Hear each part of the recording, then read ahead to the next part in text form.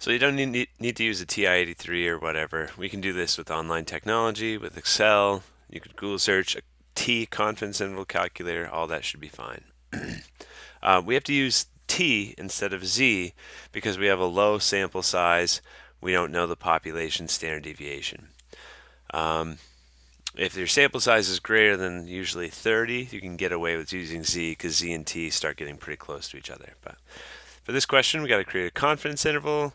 So that means we got to use the T distribution. So Excel can do that for us. Okay. The first thing you want to do though is calculate the mean of your data set. So type equals average, open parentheses, click and drag and close the parentheses. So there's our mean. And then you want a standard deviation. So type equals stdev dot s for the sample standard deviation. Open a parentheses, click and drag, close the parentheses. And so we have enough information to do it by hand right now if we just use a t-table. But if we want to avoid using a t-table, Excel or Google Sheets can do that for us. You can type in equals confidence.t. And this is not going to give you the confidence interval. I don't know why Excel does that. It's actually giving you the margin of error of the confidence interval.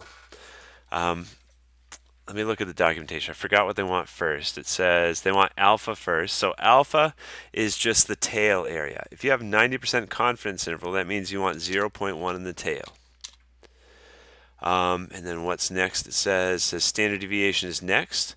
So that's this number right here. So see how I put a comma? Now I'm going to click that number and put another comma. And then the last thing the documentation says it wants is the sample size. So there's 12 numbers. So I'm going to put 12 here. Now that's your margin of error. Okay, it's not a confidence interval. I don't know why it says that. So to construct the confidence interval, you take the mean and you subtract it by the margin of error.